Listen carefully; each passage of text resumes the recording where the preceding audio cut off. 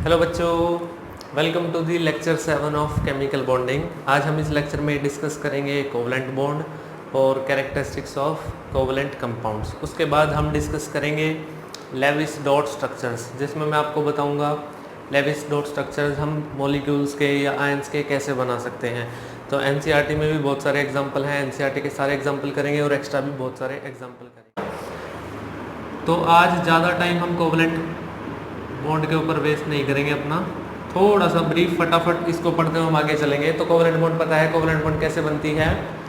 It is the bond formed between two atoms by sharing of electrons, mutual sharing of electrons. तो लिखें, this bond is formed by mutual sharing of electrons between two atoms। तो sharing से जो bond बनती है वो है हमारी कोवलेंट बॉन्ड। अब फटाफट से हम इसके एग्जांपल भी देख लेंगे।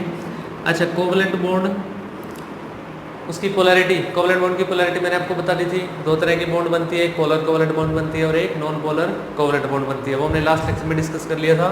कोवलेंट बॉन्ड देखो, अगर सिंगल कोवलेंट बॉन्ड है, सिंगल कोवलेंट बॉन्ड, तो आपको पता है हम उसको कैसे रिप्रेजेंट करते हैं, ऐसे सॉलिड लाइन से उसको हम रिप्रेजेंट करते हैं। डबल कोवलेंट बॉन्ड,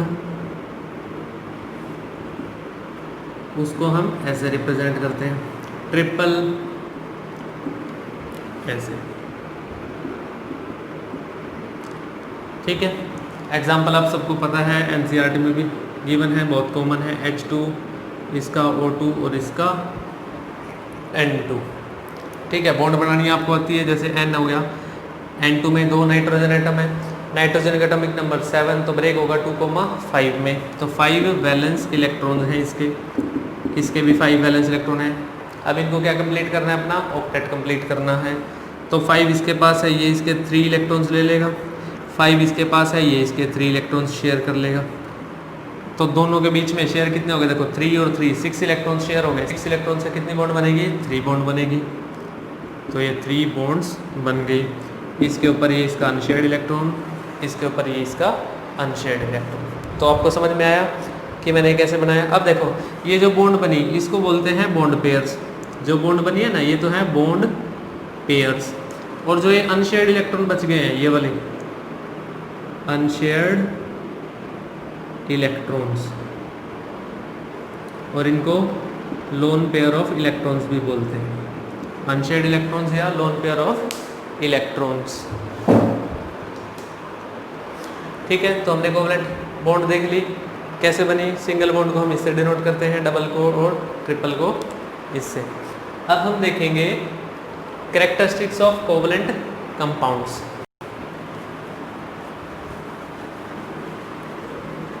और ज़्यादा मैं एग्जांपल आपको कोवलेंट बॉन्ड के इसलिए नहीं दे रहा क्योंकि इजी सा है। अगर और ज़्यादा एग्जांपल कराऊंगा तो फालतू में टाइम वेस्ट होगा। तो हम फटाफट आगे बढ़ जाते हैं। कैरेक्टरिस्टिक्स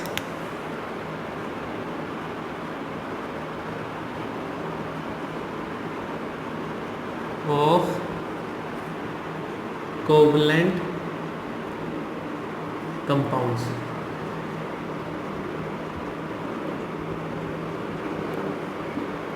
हमने पहले आयनिक कंपाउंड्स के बारे में डिस्कस किया था, सारा आयनिक बॉन्ड कैसे बनी थी, फिर उसके जितने प्रॉपर्टीज़ थी वो मैंने सारी आपको बताई थी, आइसोमॉर्फिज्म, पॉलीमॉर्फिज्म वगैरह, वो सब कुछ हमने किया था।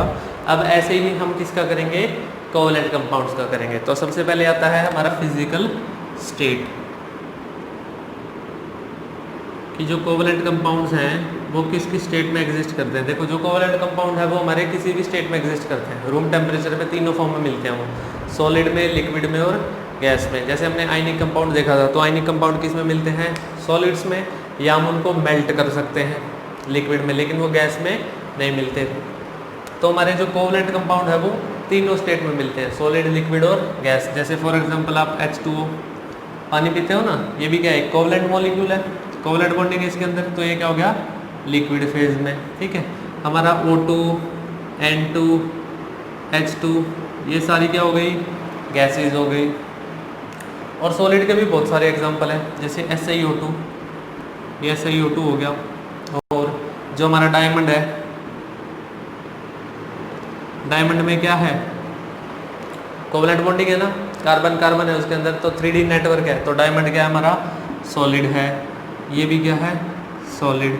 तो हमारा जो कोवलेंट कंपाउंड है वो तीनों स्टेट्स में एग्जिस्ट करते हैं, सॉलिड, लिक्विड और गैस में। तो ये इसकी फर्स्ट प्रॉपर्टी होगी। तो लिखेंगे कोवलेंट कंपाउंड्स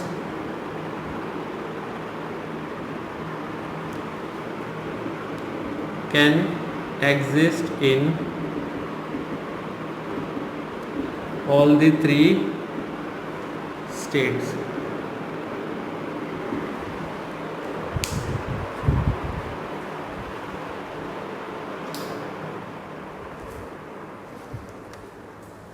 नेक्स्ट है हमारा melting point and boiling point. भाई हमने आयनिक कंपाउंड्स के लिए भी डिस्कस किया था melting point and boiling point. तो हमने वहां देखा था कि जो आयनिक कंपाउंड्स हैं उनका मेल्टिंग और बॉइलिंग पॉइंट क्या होता है, बहुत ज़्यादा हाई।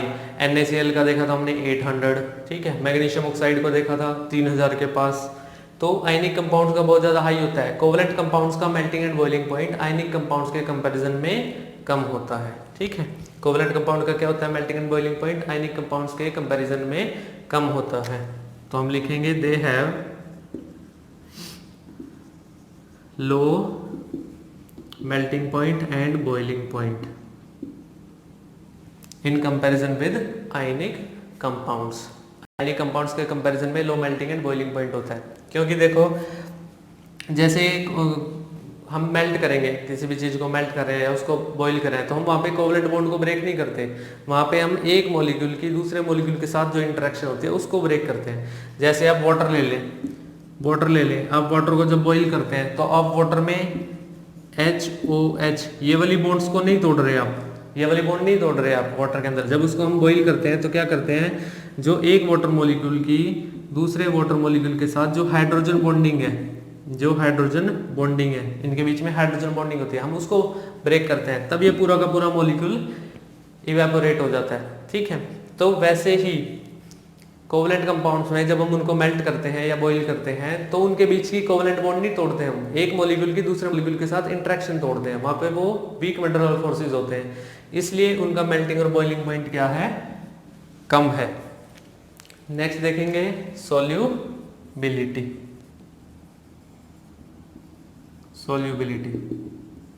देखिए आयनिक कंपाउंड्स के अंदर क्या प्रेजेंट थे, आयंस प्रेजेंट थे। तो वो किस में ज़्यादा सोल्यूबल था, पोलर सॉल्वेंट्स में सोल्यूबल था। जैसे फॉर एग्जांपल हमारा वाटर है। अब जो कोवलेंट है, कोवलेंट आयनिक का क्या है, अपोजिट है। अब आयनिक वाले वाटर में ज़्यादा सोल्यूबल हैं तो कोवलेंट वाले नॉन पोलर में ज़्यादा सोल्यूबल होंगे, यानी पोलर सॉल्वेंट में कम सोल्यूबल होंगे। तो हमारे जो कोवलेंट कंपाउंड है वो किस में ज़्यादा सोल्यूबल होंगे, नॉन पोलर सॉल्वेंट्स में, और पोलर सॉल्वेंट्स में कम सोल्यूबल होंगे। तो लिखें they have low solubility in polar solvents।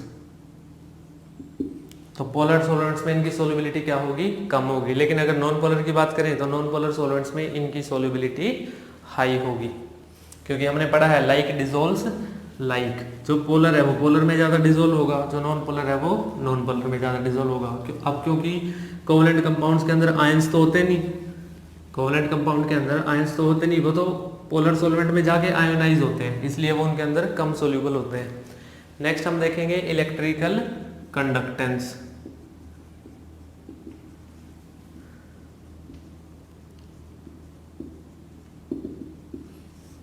देखो आयनिक कंपाउंड की जो कंडक्टेंस थी वो क्या थी, हाई थी।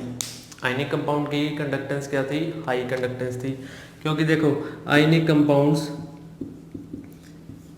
में क्या था, आयंस प्रेजेंट थे, कैटायन और एनायन, ठीक है। तो जैसे ही हम उनको पोलर सॉल्वेंट्स में डालेंगे तो एकदम से डिसोशिएट हो जाते हैं, आयंस सेपरेट हो जाते हैं, और आयंस की मूवमेंट की वजह से करंट फ्लो करता है। लेकिन जो हमारा कोवलेंट कंपाउंड होता है, कोवलेंट कंपाउंड्स, इनके जो कॉन्स्टिट्यूएंट हैं, कॉन्स्टिट्यूएंट जो पार्टिकल है वो आयंस नहीं है, ठीक है भाई। कोवलेंट कंपाउंड्स के अंदर आयंस थोड़ी होता है, वो तो वाटर में जाने के बाद आयोनाइज होता है अगर होगा तो, जैसे फॉर एग्जांपल मैंने HCl बोला था, ठीक है। तो कोवलेंट कंपाउंड के अंदर आयंस प्रेजेंट नहीं होता, इसलिए इनका आयोनाइजेशन होता है, ठीक है। और आयंस प्रेजेंट नहीं होते तो इसलिए इनकी इलेक्ट्रिकल कंडक्टेंस क्या होती है, कम। They have less electrical conductance, या आप बोल सकते हो they are bad conductor of electricity, they are bad conductor of electricity. जैसे हमारा फॉर एग्जांपल डायमंड,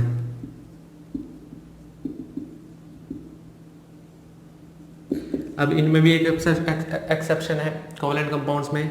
कौन सा एक्सेप्शन है, ग्रेफाइट। ग्रेफाइट क्या होता है, हमारा गुड कंडक्टर है।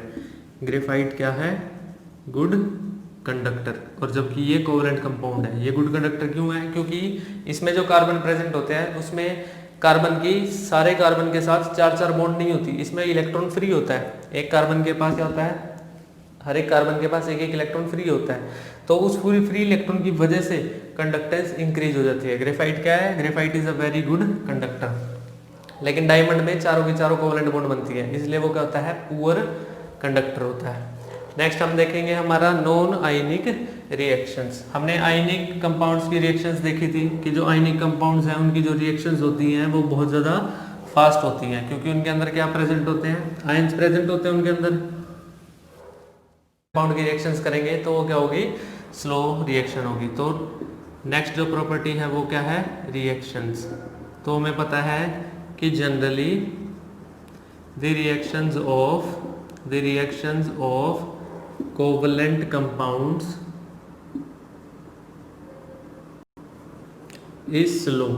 कोवलेंट कंपाउंड इज स्लो, क्योंकि कोवलेंट कंपाउंड के अंदर क्या प्रेजेंट है, आयंस तो प्रेजेंट है नहीं, ठीक है। अब आयनिक कंपाउंड के अंदर तो आयंस प्रेजेंट थे, जैसे ही उनको रिएक्टेंट को आपस में मिक्स किया, ठीक है, जब वाटर में मिलाया उसको, तो एकदम से वो आयंस में स्प्लिट हो जाएंगे और बस उनको कंबाइन करना है, एक्सचेंज करना है एक दूसरे के साथ। लेकिन कोवलेंट कंपाउंड में तो क्या होता है, पहले बॉन्ड टूटेगी, फिर दूसरी नई बॉन्ड बनेगी, पहली बॉन्ड तोड़ने में एनर्जी देनी पड़ेगी उसको, ठीक है। आयनिक कंपाउंड में एनर्जी तो नहीं देनी पड़ी थी ना, वाटर में डाला, हाइड्रेशन एनर्जी रिलीज हुई और वो सेपरेट हो गए आयंस में, ठीक है।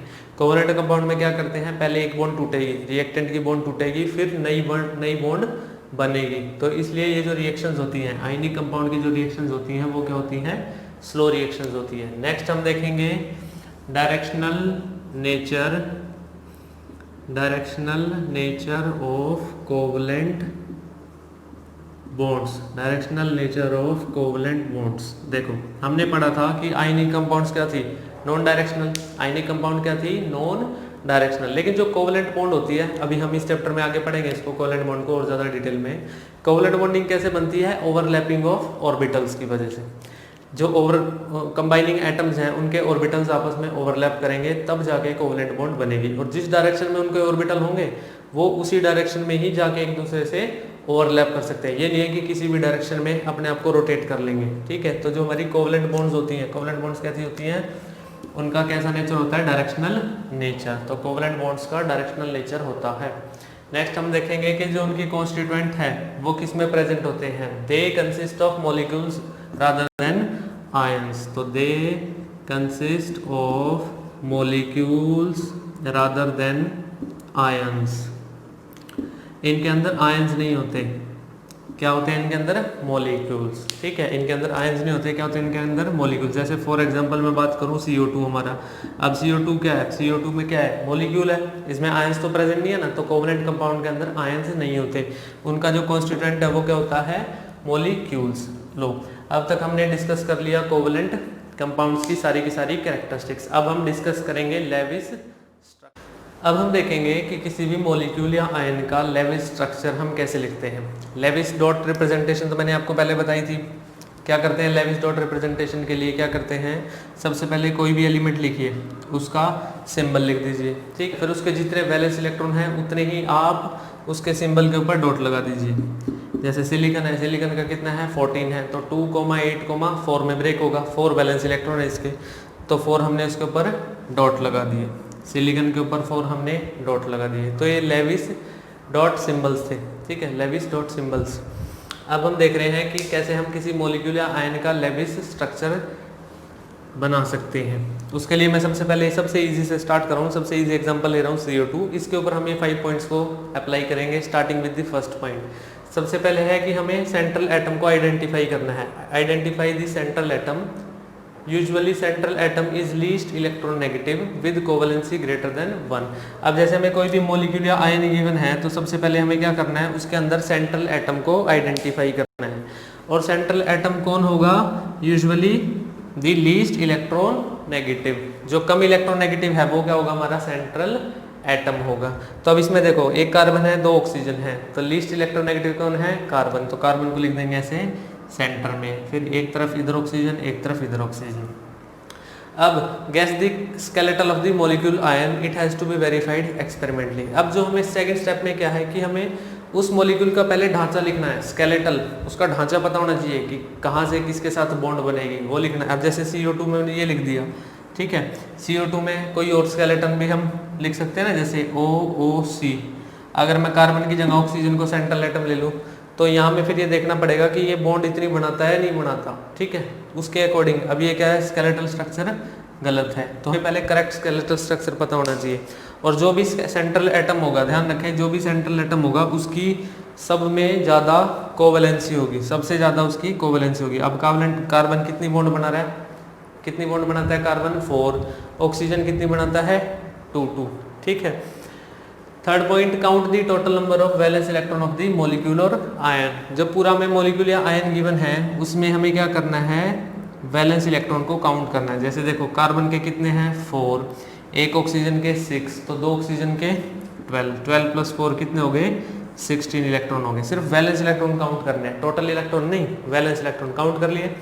अब उसके बाद क्या करना है? Distribute 1 pair of electron between each pair of atom involving central atom. अब जितने भी एटम है, जैसे सेंट्रल एटम के साथ जितने भी एटम है, सबके बीच में 2 इलेक्ट्रॉन रख दो। मतलब एक बॉन्ड तो बनानी है, एक बॉन्ड बनानी है। ये बना दी हमने, एक बॉन्ड बन गई। इस ऑक्सीजन की इस कार्बन से एक बॉन्ड, इस ऑक्सीजन की इस कार्बन से एक बॉन्ड बन गई। अब उसके बाद first complete the octet of the atoms other than the central atom. जो सेंट्रल एटम है उसको छोड़ के पहले दूसरों का ऑक्टेट कंप्लीट करना है आपको। किससे? वैलेंस इलेक्ट्रॉन से। देखो 16 वैलेंस इलेक्ट्रॉन थे, 2 इधर 2 इधर, तो 4 हो गए, ठीक है। अब कितने रह गए? 12। अब हमें ऑक्सीजन का ऑक्टेट कंप्लीट करना है। इस ऑक्सीजन के पास 2 इलेक्ट्रॉन है, तो कितने और चाहिए? 6 इलेक्ट्रॉन चाहिए, तो 2 2 और 2, ठीक है। इस ऑक्सीजन के पास 2 इलेक्ट्रॉन है तो 6 और चाहिए, 2 2 2 और 2, ठीक है। इसके कितने हो गए? 8, और इसके कितने हो गए? 8 और 8 16 हो गए। हमारे सारे इलेक्ट्रॉन यूज हो गए। अब देखो, क्या ये रिप्रेजेंटेशन सही बनती है या नहीं बनती है? देखो यहाँ पे देखो, अब 2 इलेक्ट्रॉन से बॉन्ड बन जाएगी, ये बॉन्ड बना दी मैंने, इन 2 इलेक्ट्रॉन से बॉन्ड बन गई। अब ऑक्टेट, ऑक्सीजन का तो ऑक्टेट कंप्लीट हो गया, इसका भी कंप्लीट हो गया, लेकिन कार्बन का नहीं हुआ। कार्बन के कितने इलेक्ट्रॉन है? 2 और 2 4। लास्ट स्टेप में हमें क्या करना है? Now complete the octet of the central atom by making multiple bonds if required. फिर हमें क्या करना है? सबसे लास्ट में फिर सेंट्रल एटम की ऑक्टेट पूरी करनी है, ठीक है। सेंट्रल एटम की ऑक्टेट पूरी करनी है। कैसे? मल्टीपल बॉन्ड लगा दो। अब देखो, अब ये ऑक्सीजन के 2 इलेक्ट्रॉन है, इन 2 इलेक्ट्रॉन से यहाँ एक बॉन्ड बन जाए, तो वो 2 इलेक्ट्रॉन तो ऑक्सीजन के तो अभी भी है ना, ठीक है भाई। पहले ये ऐसे था, देखो 2 इलेक्ट्रॉन ऑक्सीजन के ही पास थे, अब उन 2 इलेक्ट्रॉन से यहाँ बॉन्ड बन गई। अब ये 2 इलेक्ट्रॉन कार्बन के भी हो गए और ऑक्सीजन के भी हो गए, तो कार्बन के कितने हो गए? अब देखो 6 हो गए, तो कार्बन के 8 करने हैं, तो यहाँ से 2 इलेक्ट्रॉन यहाँ से गए और यहाँ से डबल बॉन्ड आ गई। अब देखो इसके अंदर कार्बन के कितने इलेक्ट्रॉन हो गए? 8 इलेक्ट्रॉन हो गए, ठीक है। तो कार्बन का भी ऑक्टेट हमने पूरा कर दिया। कैसे? डबल बॉन्ड इंट्रोड्यूस करके, ठीक है। समझ में आ गया? तो ऐसे 5 स्टेप्स में आपको किसी भी मॉलिक्यूल या आयन का लेविस स्ट्रक्चर हम लिख सकते हैं। सबसे पहले सेंट्रल एटम को आइडेंटिफाई करो, जो सबसे लीस्ट इलेक्ट्रोनेगेटिव होगा वो सेंट्रल एटम होगा, ठीक है। और उसकी कोवेलेंसी क्या होनी चाहिए? Greater than 1। भाई ज़्यादा बॉन्ड बनाता हो, अगर एक ही बॉन्ड बनाता हो वो, तो फिर तो सेंटर में रखने का कोई फायदा ही नहीं हुआ ना। एक ही बॉन्ड बनाना है तो या तो इधर वाले से बनाएगा या उधर वाले से बनाएगा। तो हमें सेंटर में ऐसा एटम रखना है जिसकी इलेक्ट्रोनेगेटिविटी कम है और जिसकी कोवेलेंसी बहुत ज़्यादा है, जो मोस्टली बहुतों से बॉन्ड बना सके, ठीक है। मतलब उसकी कोवेलेंसी 3 4 ऐसे हो सकती है। जैसे आपका वाटर ले लो, ठीक है। अभी हम वाटर का एग्जाम्पल लेंगे H2O का।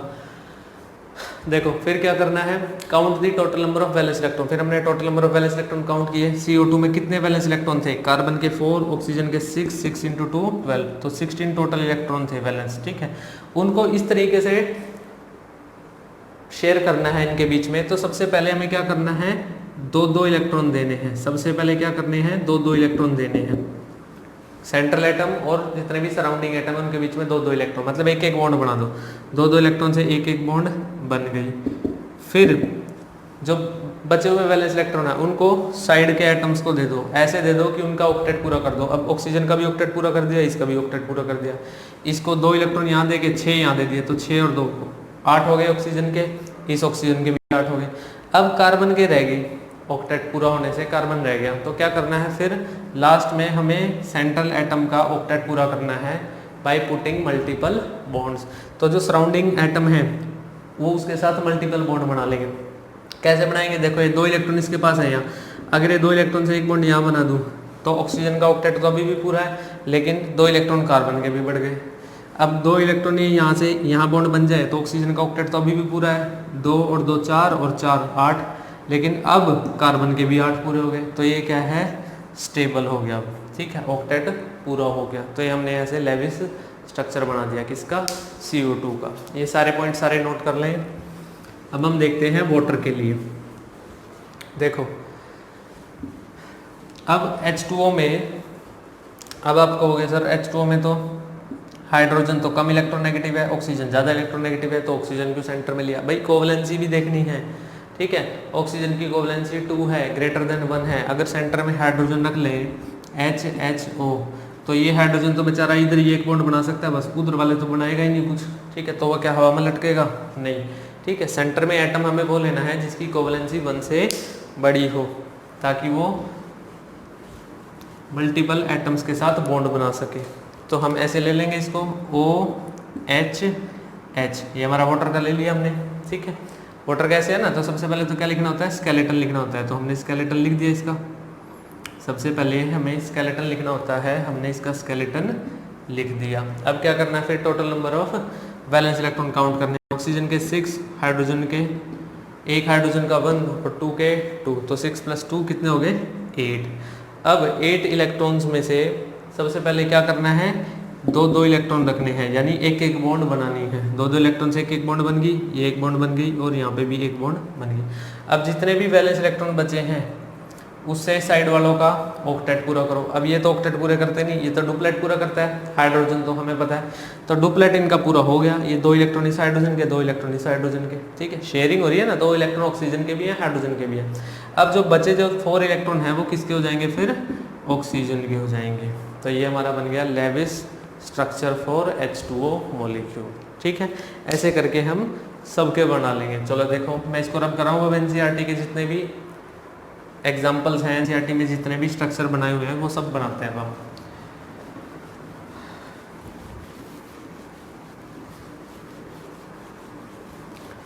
उसमें अब NCERT में आपकी H2 भी है, O2 भी है, तो ये बहुत ज़्यादा इजी हो जाएंगे।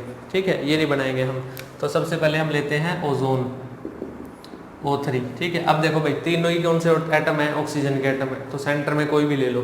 ठीक है, तो सेंटर में लेट करो O और O, ऐसे ले लिए क्योंकि तीनों ऑक्सीजन है, मैंने ऐसे ले लिए।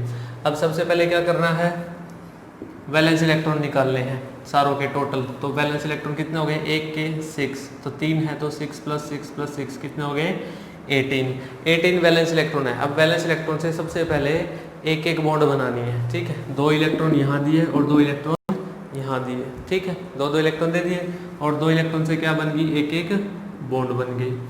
अब उसके बाद अब देखो 2 और 2 4 इलेक्ट्रॉन तो गए ना, तो कितने बचे, 14 इलेक्ट्रॉन। अब हमें साइड वालों का ऑक्टेट पूरा करना है। इस ऑक्सीजन के पास अभी 2 इलेक्ट्रॉन है, इसके पास भी 2 इलेक्ट्रॉन है, इनको कितने चाहिए, 8। ठीक है, तो 6 इलेक्ट्रॉन दे दिए इसको, 6 इलेक्ट्रॉन दे दिए इसको। ठीक है, बाकी बचे वो किसको दे देंगे, हम सेंटर वाले ऑक्सीजन को दे देंगे। तो 6 इसको दिए, 6 इसको दिए, तो 12 गए, कितने हो गए, 2। ठीक है, तो 2 यहाँ लगा दिया। अब साइड वालों का ऑक्टेट हो गया कंप्लीट। किसका रह गया, बीच वाले का। सेंटर वाला जो ऑक्सीजन है देखो, उसके पास कितने इलेक्ट्रॉन हैं, 2 और 2 और 2 कितने हो गए टोटल 6 इलेक्ट्रॉन है। ठीक है, तो उसका ऑक्टेट पूरा नहीं हुआ, इसका ऑक्टेट पूरा करना पड़ेगा भाई।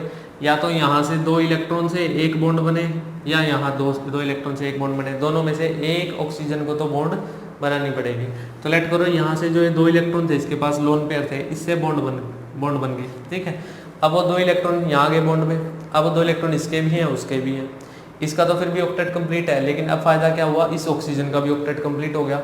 इस ऑक्सीजन के पास कितनी बॉन्ड है, 3 बॉन्ड, 3 2 या 6 इलेक्ट्रॉन, और एक पेयर ऑफ लोन पेयर है, तो 6 + 2 8 इलेक्ट्रॉन। तो ये बन गया उसका ऑक्टेट कंप्लीट हो गया। और ये क्या बन गया हमारा Levi's structure for ozone.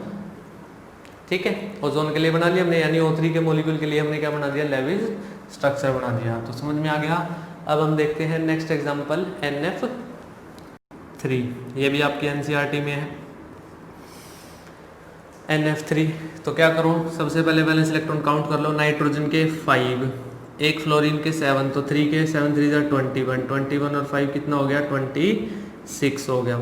Centre में हम क्या लेंगे, लेस इलेक्ट्रोनेगेटिव। दोनों में से ज़्यादा लेस इलेक्ट्रोनेगेटिव कौन है, नाइट्रोजन। फ्लोरीन ज़्यादा इलेक्ट्रोनेगेटिव है, नाइट्रोजन कम है, तो बीच में हम नाइट्रोजन लेंगे। ठीक है, और हमें पता है नाइट्रोजन की वैलेंसी भी कितनी होती है 3। ठीक है, फ्लोरीन की होती है 1। ठीक है, तो नाइट्रोजन की कोवैलेंसी क्या है 3, तो इसलिए हमने उसको सेंटर में ले लिया। अब इसके पास सराउंडिंग में हमें फ्लोरीन रख देने हैं।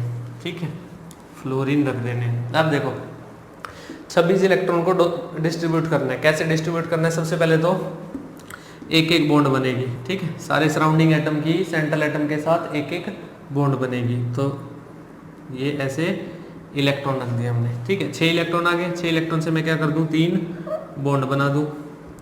ये मैंने 3 बॉन्ड बना दी। ठीक है, 6 इलेक्ट्रॉन गए, बचे कितने 20। अब 20 बचे हैं तो साइड वालों का क्या पूरा करना है, ऑक्टेट पूरा करना है। ऑक्टेट पूरा करने के लिए देखो इनके पास 2 2 इलेक्ट्रॉन तो है। अब 6 6 और चाहिए इनको, 2 4 6 2 4 6 2 4 6। ठीक है, अब 6 6 और 6 18 और चले गए। ठीक है, 18 गए तो कितने रह गए भाई, 2 इलेक्ट्रॉन रह गए। अब जितने भी फिर बचते हैं फिर वो किसको देने हैं, सेंटर वाले को। अच्छा, सेंटर वाले को दे दिया। अब देखो सराउंडिंग वाले का ऑक्टेट हो गया कंप्लीट, सराउंडिंग वाले का ऑक्टेट हो गया कंप्लीट। अब सेंटर वाले का देखो 2 इलेक्ट्रॉन 2 इलेक्ट्रॉन 2 इलेक्ट्रॉन, 6 और 2 8। सराउंडिंग सेंटर वाले का भी ऑक्टेट पूरा हो गया भाई, 2 2 2 और 2 8 इलेक्ट्रॉन हो गए। तो इसका मतलब ये क्या है हमारा लेविस स्ट्रक्चर, ऑक्टेट पूरा हो गया इसके अंदर। ठीक है, समझ में आ गया। NF3 नोट कर लें, ये NCERT के ही है दोनों, O3 और NF3। अभी हम नेक्स्ट देखते हैं CO3 2 नेगेटिव, कार्बोनेट। ठीक है, कार्बोनेट आयन। अब कार्बोनेट आयन में सेंटर में हम क्या लेंगे, कार्बन को।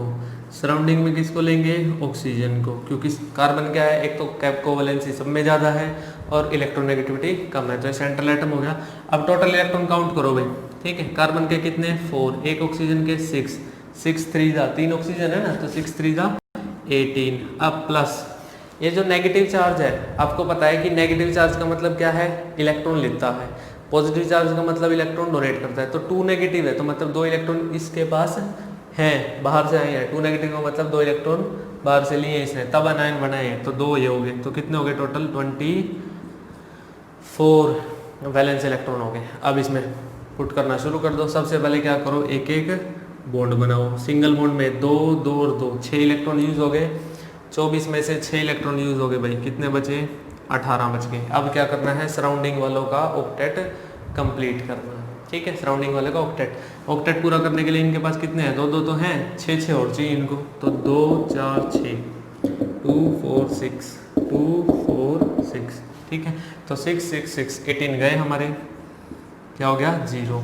अब डिस्ट्रीब्यूट करने के बाद हमें ये देखना है कि सराउंडिंग वालों का तो ऑक्टेट पूरा हमने कर दिया, क्या सेंटर वाले का भी ऑक्टेट पूरा हो गया। अब इस कार्बन में देखो इसकी कितनी बॉन्ड बनी है, 3 बॉन्ड, 3 2 6 इलेक्ट्रॉन। तो इसका ऑक्टेट तो पूरा नहीं हुआ। तो इसका ऑक्टेट कैसे पूरा करेगा भाई, तीनों ऑक्सीजन में से कोई एक ऑक्सीजन अपना एक लोन पेयर यूज करके बॉन्ड बना ले। ठीक है, देखो इसने यूज किया, ये बॉन्ड बन गई। अब इस कार्बन का ऑक्टेट पूरा, इनका पूरा था, इसका पूरा था, अब इसका भी पूरा है भाई। इसने इलेक्ट्रॉन शेयर किया ना, तो है तो इसके पास भी वो, तो इसके कितने हो गए 2 4 और 4, 8 इलेक्ट्रॉन। ठीक है, तो सबका ऑक्टेट हो गया कंप्लीट। ये हमारा किसका स्ट्रक्चर हो गया? कार्बोनेट का। ठीक है, ये किसका हो गया? कार्बोनेट आयन का स्ट्रक्चर हो गया, लेविस डॉट स्ट्रक्चर। ठीक है, नेक्स्ट देखते हैं अब हम NO2 नेगेटिव। अब हम देखते हैं NO2 नेगेटिव। देखो NO2 नेगेटिव में भाई लीस्ट इलेक्ट्रोनेगेटिव कौन है? नाइट्रोजन, और वैलेंसी भी क्या है उसकी? ज़्यादा। तो नाइट्रोजन को ले लो भाई सेंटर में। ठीक है, ऑक्सीजन और ऑक्सीजन। अब देखो वैलेंस इलेक्ट्रॉन कैलकुलेट करो। नाइट्रोजन के 5, एक ऑक्सीजन के 6, दूसरे के भी 6, एक नेगेटिव चार्ज है तो मतलब एक इलेक्ट्रॉन। तो कितने हो गए? 6 6 6 18 हो गए टोटल वैलेंस इलेक्ट्रॉन। ठीक है, टोटल वैलेंस इलेक्ट्रॉन कितने हो गए भाई? 18 हो गए। अब डिस्ट्रीब्यूट करो। सबसे पहले तो एक एक बॉन्ड बनाओ। सराउंडिंग एटम की सेंट्रल एटम के साथ एक एक बॉन्ड बनानी है। एक एक बॉन्ड बना दी, दो दो इलेक्ट्रॉन्स के यूज हो गए। ठीक है, बचे कितने? 14 बचे। ठीक है, कितने बच गए? 14। अब साथ वालों का ऑक्टेट पूरा करना है भाई। साथ वालों के दो दो इलेक्ट्रॉन है, 8 8 चाहिए उनको। तो 6 2 4 6। ठीक है, 8 8 पूरे हो गए। कितने गए? 6 और 6 12 इलेक्ट्रॉन और चले गए यहाँ से। ठीक है, बचे कितने? 2 इलेक्ट्रॉन बचे। 2 इलेक्ट्रॉन यहाँ पुट कर दो। अब फिर लास्ट स्टेप में क्या देखना है भाई? साइड वालों का तो ऑक्टेट पूरा कर दिया था, क्या सेंटर वाले का ऑक्टेट पूरा है? अगर सेंटर वाले का ऑक्टेट पूरा नहीं है सेंट्रल एटम का, तो फिर हमें मल्टीपल बॉन्ड बना के उसका ऑक्टेट पूरा करना पड़ेगा। तो देखो 2 4 और 6 भाई ऑक्टेट तो पूरा नहीं है उसका। ठीक है, 2 4 6 है ना, तो दोनों ऑक्सीजन में से कोई अपना एक लोन पेयर का यूज करके डबल बॉन्ड बनाएगा। ठीक है, लेट करो, इसने बना दिया। ये 2 इलेक्ट्रॉन यहाँ से गए, यहाँ बॉन्ड आ गई। अब ये 2 इलेक्ट्रॉन इसके भी इसके भी, तो ऑक्सीजन के 2 4 और 2 बॉन्ड है तो 4 इलेक्ट्रॉन है।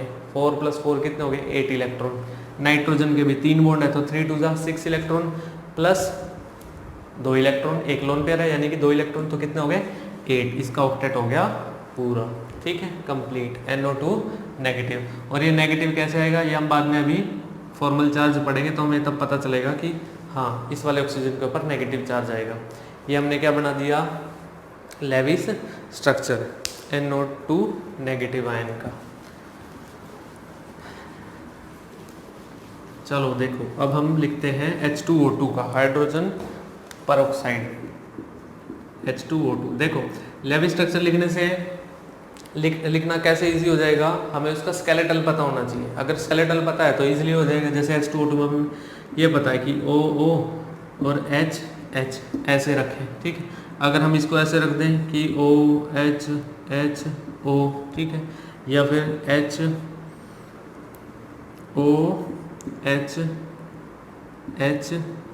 अगर ये स्केलेटल रख दें तो ये गलत हो जाएंगे, क्योंकि सेंटर वाला तो एक एक ही बॉन्ड बना पा रहा है। ये इधर तो बना लेगा, उधर नहीं बना पाएगा, तो एटम के हवा में उड़ेंगे नहीं। ठीक है, तो ये स्केलेटल हो जाएगा गलत। ऐसे ही ये वाला हाइड्रोजन सेंटर में आ गया, ये भी गलत। तो ये वाला स्केलेटल क्या है हमारा? सही है। ठीक है, तो ऐसे हमें माइंड लगा के थोड़ा सा स्केलेटल देखना है। और अभी तो आप 10th क्लास में हो, सॉरी 11th क्लास में हो, तो अभी तो ये जस्ट स्टार्टिंग है, आपको धीरे धीरे प्रैक्टिस हो जाएगी इसकी। ठीक है, तो ये मैंने स्केलेटल लिख दिया। स्केलेटल लिख दिया। अब टोटल इलेक्ट्रॉन काउंट करो इसके। 2 हाइड्रोजन के 2, 1 ऑक्सीजन के 6, 2 ऑक्सीजन के 12, तो 2 + 12 कितने हो गए? 14 इलेक्ट्रॉन हो गए।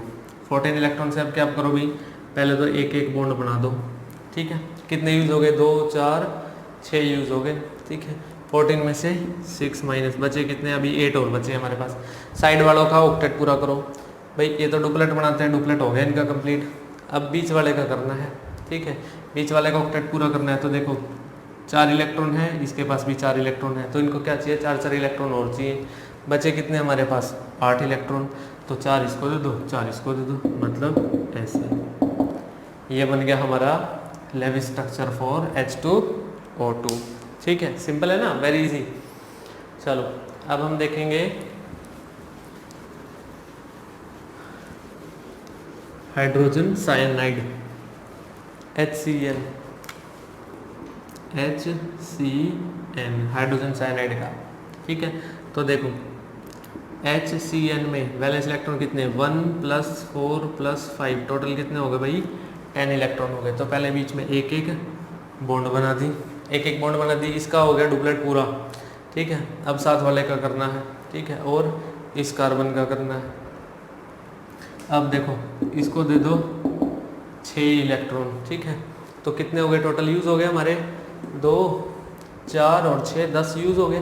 भाई इसका तो ऑक्टेट पूरा हो गया, कार्बन का नहीं हुआ। कार्बन के कितने हैं 4, तो ये क्या करेगा, इसको यहाँ पे 2 बॉन्ड और चाहिए, तो ये क्या करेगा, इसके 2 इलेक्ट्रॉन पेयर को यूज़ करके एक ट्रिपल बॉन्ड आ जाएगी यहाँ पे, और ये बन गया हमारा HCN। अब कार्बन की 4 बॉन्ड हो गई तो कार्बन का ऑक्टेट कंप्लीट हो गया, नाइट्रोजन का भी ऑक्टेट कंप्लीट हो गया, 3 बॉन्ड और एक लोन पेयर ऑफ इलेक्ट्रॉन, तो 6 + 2 8 इलेक्ट्रॉन हो गए, तो ये बन गया हमारा HCN का लेविस स्ट्रक्चर। ठीक है, समझ आ गया, लिख लें जल्दी। ओके, अब हम देखते हैं एक बार पॉजिटिव वाला देखते हैं, NH4 पॉजिटिव। भाई NH4 पॉजिटिव है, ठीक है, तो क्या करो, सबसे पहले सेंटर में N लिखो, H H H और H, ठीक है। अब इलेक्ट्रॉन काउंट करो, टोटल बैलेंस इलेक्ट्रॉन, नाइट्रोजन के कितने 5, एक हाइड्रोजन का 1, तो 4 के 4, टोटल कितने 9। अब 9 है, ऊपर पॉजिटिव चार्ज है, पॉजिटिव का मतलब एक इलेक्ट्रॉन गया, यानी पूरे मॉलिक्यूल में जो टोटल बैलेंस इलेक्ट्रॉन थे उनमें से एक इलेक्ट्रॉन गया, तो कितने बचे 8 इलेक्ट्रॉन। अब 8 इलेक्ट्रॉन से देखो भाई, सबसे पहले क्या बनाओ, सबके बीच में एक एक बॉन्ड बनानी है, ठीक है, यानी कि 2-2 इलेक्ट्रॉन डालने हैं। अब भाई देखो, इस हाइड्रोजन का डुप्लेट पूरा, इसका पूरा, इसका पूरा, इसका पूरा, और नाइट्रोजन का ऑक्टेट पूरा हो गया, ठीक है, तो ये हमारा NH4 का बन गया, और पॉजिटिव है तो इसको हम ऐसे लिख सकते हैं, ठीक है, पूरे मॉलिक्यूल का बना के, पूरे मॉलिक्यूल का चार्ज है ये पॉजिटिव। तो अब हम देखेंगे नाइट्रिक एसिड HNO3। तो अब सबसे पहले भाई इसका स्केलेटल पता होना चाहिए, तो स्केलेटल होगा इसका ऐसे, ये इसका स्केलेटल होगा, ठीक है, ये स्केलेटल हो गया इसका। अब क्या करो, देखो इसके टोटल इलेक्ट्रॉन काउंट करो, 1 + 5 + 6 3 = 18, कितने हो गए 24। सबसे पहले एक एक बॉन्ड बनानी है सबके बीच में, तो कितने इलेक्ट्रॉन गए 2 4 6 और 8 इलेक्ट्रॉन गए, 24 में से 8 इलेक्ट्रॉन चले गए, बचे कितने 16 गए। तो भाई अब ऑक्टेट पूरा करो सबका, ठीक है, तो देखो इसको ऑक्टेट पूरा करने के लिए भाई 4 इलेक्ट्रॉन चाहिए, 2 इधर 2 इधर और 4 ये दे दिए, इसका डुप्लेट पूरा है, ठीक है। इस ऑक्सीजन का अब 4 इलेक्ट्रॉन तो दे दिए, 16 में से 4 गए, कितने बचे 12, तो 12 6 और 6, इनके भी ऑक्टेट पूरे कर दिए। तो अब देखो नाइट्रोजन का रह गया बस ऑक्टेट पूरा करना, तो किसका ऑक्टेट पूरा करना है, अब नाइट्रोजन का ऑक्टेट पूरा है। अब नाइट्रोजन का ऑक्टेट कौन पूरा करेगा भाई, या तो ये दे दे या ये दे दे, ठीक है, या तो ये दे दे या ये दे दे, तो ये दे देगा, ये 2 इलेक्ट्रॉन से बॉन्ड बन जाएगी, ठीक है, ऐसे ये डबल बॉन्ड बनी यहाँ से। अब इस ऑक्सीजन का भी ऑक्टेट पूरा है और नाइट्रोजन का भी ऑक्टेट पूरा हो गया, 8 4 बॉन्ड बन गई और 8 इलेक्ट्रॉन हो गए नाइट्रोजन के, ठीक है। तो ये हो गया हमारा लेविस स्ट्रक्चर फॉर HNO3, यानी कि नाइट्रिक एसिड के लिए। किसके लिए बनाया है, नाइट्रिक एसिड के मॉलिक्यूल के लिए। तो ऐसे बहुत सारे हैं, आप सबका बना सकते हो, H2SO4 भी है, नाइट्रस एसिड भी है, HNO2। चलो एक मैं और बना देता हूँ, SO3 सल्फर ट्राई ऑक्साइड। तो देखो सेंटर में क्या गया ऑक्सीजन, फिर O, ठीक है भाई। सल्फर के वैलेंस इलेक्ट्रॉन 6, ऑक्सीजन के भी 6, 6 3 = 18, तो कितने हो गए टोटल 24।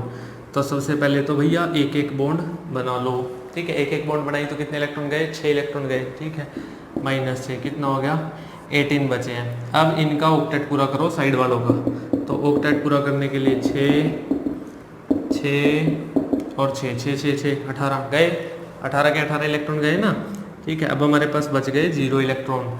अब इनका तो ऑक्टेट हो गया पूरा, बेचारा सल्फर रह गया, ठीक है, सल्फर बैठा है बीच में, कितने इलेक्ट्रॉन है 6 इलेक्ट्रॉन, तब उसको चाहिए 8, तो उसको 2 इलेक्ट्रॉन अब कोई ना कोई ऑक्सीजन देगा तीनों में से, सपोज करो इसने दे दिए, ठीक है, ये ऐसे, तो इस सल्फर का भी क्या पूरा हो गया ऑक्टेट पूरा हो गया, ठीक है, सल्फर का भी ऑक्टेट पूरा हो गया और सारे ऑक्सीजन का भी ऑक्टेट पूरा हो गया। तो ये क्या हो गया लेविस स्ट्रक्चर हो गया हमारा, ठीक है, ये क्या हो गया हमारा लेविस स्ट्रक्चर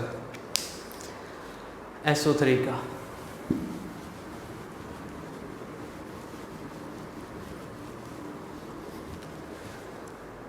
चलो अब हम देखते हैं PCl5, ये देखते हैं। ठीक है, वैसे इसमें ऑक्टेट रूल फॉलो नहीं होगा। चलो एक बार मैं इसका बना देता हूँ। ये ऑक्टेट रूल की लिमिटेशन में आ जाएगा कि ये वाले कंपाउंड भी बनते हैं जिसमें ऑक्टेट से ज़्यादा इलेक्ट्रॉन है। ठीक है, तो देखते हैं फास्फोरस के पास कितने वैलेंस इलेक्ट्रॉन 5, एक क्लोरीन पे 7, तो 5 पे कितने हो जाएंगे 35, 5 7 जा 35 हो गया, और कितने हो गए +5, तो कितने हो गए टोटल 40 इलेक्ट्रॉन हो गए। अब भाई फास्फोरस को लिखो सेंटर में। ठीक है, और इसके चारों तरफ लगा दो क्लोरीन। ठीक है, और एक एक बॉन्ड बना दो। सबसे पहले तो हम क्या करते थे, एक एक बॉन्ड ही बनाते थे। ठीक है, सारे सराउंडिंग एटम की सेंट्रल एटम के साथ एक एक बॉन्ड बना दो, तो हमने बॉन्ड बना दी। अब देखो बॉन्ड में कितनी बॉन्ड बनी 5, 5 2 10, तो 10 इलेक्ट्रॉन गए, बचे कितने 30। ठीक है, 30 बचे ना। अब देखो एक क्लोरीन के पास 2 इलेक्ट्रॉन है, तो कितने चाहिए 6 चाहिए, तो 2 4 6, 2 4 6। ठीक है, तो 6 6 6 6 6 13 को आ गए भाई, 30 के 30 गए। इनका हो गया ऑक्टेट पूरा 7 वालों का। और जो फॉस्फोरस है उसका ऑक्टेट से ज़्यादा हो गया। फॉस्फोरस का क्या हो गया, ऑक्टेट से ज़्यादा हो गया। मिनिमम हमें 8 तो पूरे करने होते हैं, 8 से ज़्यादा हो तो ठीक है बन रहा है ये बड़ा कंपाउंड भी। ठीक है, ये लिमिटेशन हो जाएगी, ऑक्टेट रूल की लिमिटेशन हो जाएगी कि हमेशा ऑक्टेट रूल फॉलो नहीं होगा। ऐसे भी कंपाउंड एग्जिस्ट करते हैं जिनमें सेंट्रल एटम के पास 8 इलेक्ट्रॉन से ज़्यादा इलेक्ट्रॉन होते हैं। ठीक है, समझ आया। चलो अब हम देखते हैं